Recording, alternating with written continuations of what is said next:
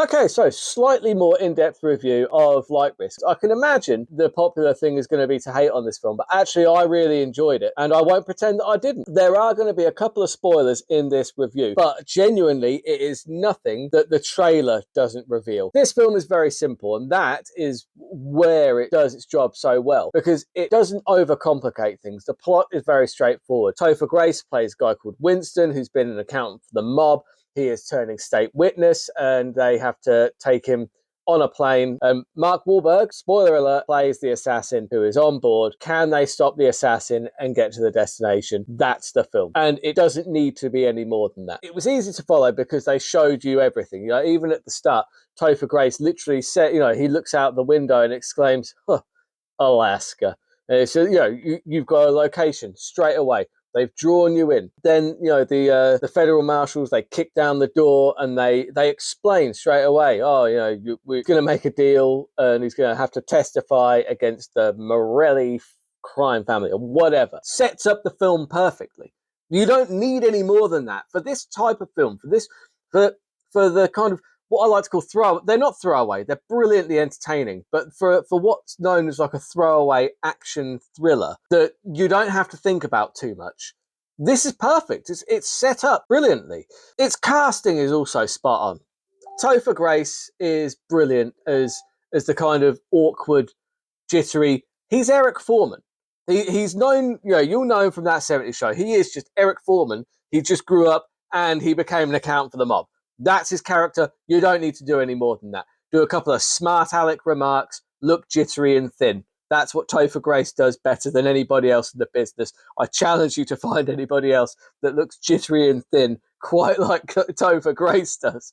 The thing they did well for this film is you're casting Mark Wahlberg because he's Mark Wahlberg. And you're casting Topher Grace because he does what he does so well, right? Letting your best players play in the position they play. Right? Don't overcomplicate it. Don't play your players out of position. Sometimes you just got to trust your best players. You got to trust your quarterback to throw to your wide receiver. Just let them play. Just let them do what they do.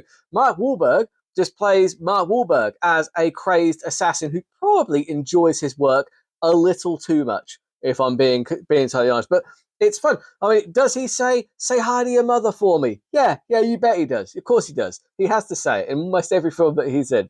Then you've got Dockery, who's playing the US Marshal, who's just trying to get the redemption because that they make it very clear that she's back on the job because she got signed to a desk because of previous mistakes. She's trying to show that she can still get the job done, damn it. And yeah, look, the where, why, and how are explained very clearly. It's uncomplicated, but in a really good way. They even use some brilliant actors just as voice actors. Now, I did kind of you recognize that you know them. I did have to look them up straight after, but Leah Remini plays Van Sant, who's Doug Heffernan's wife in King of Queens, and Paul Ben Victor is the voice of director Coldridge. You'll recognize him. He's a great character actor. Is Paul Ben Victor? You see that he's in a lot of things. What I know him from personally, he's the Greek in the flat cap in The Wire season 2 on the docks, which actually I rate quite. A lot of people don't like that particular season of The Wire. I really like it. But this isn't a review of The Wire, people, so why are you making me talk about it? Damn it. God damn it. Anyway, back to Flight Risk, right?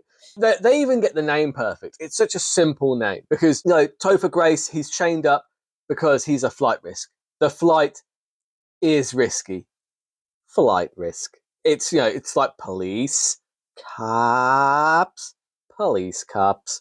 Doesn't need to be any more than that. Sometimes simple is better. Sometimes you just want to go to the cinema and just enjoy a film for a reasonable amount of time.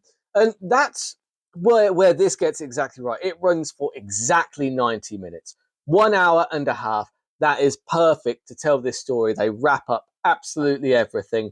And they don't have to try to leave doors open for sequels. They don't do any false. It's so refreshing to have something end after 90 minutes because so many films try and add an extra 20 minutes on for no reason at all, really.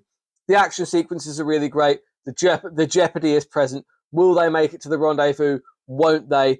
It's like a really good early 90s, late 80s action movie. And I didn't realise this until I saw the credits, but Mel Gibson directed, which didn't surprise me at all because who knows the thriller 90-minute action comedy genre better than Mel Gibson. Like nobody. To summarize, it's simple, effective storytelling in 90 minutes. These films, they have a place, right? Is it kind of an Oscar winner? No. Is it like a thought-provoking classic? Probably not. It's not a gourmet meal. This is a cheeseburger, but it's an exceptional cheeseburger, and it really hits the spot for when you're in the mood for a cheeseburger. So for that reason, I'm giving it a 7.9, which I think is probably going to be a higher score than most people will give it. But there's a lot of critics that are afraid to say they enjoy this kind of film because there's a lot to enjoy there. 7.9, I really enjoyed it, and I would recommend going to the cinema to see it, honestly. So let's keep cinema alive, and as always, 7 thumbs up.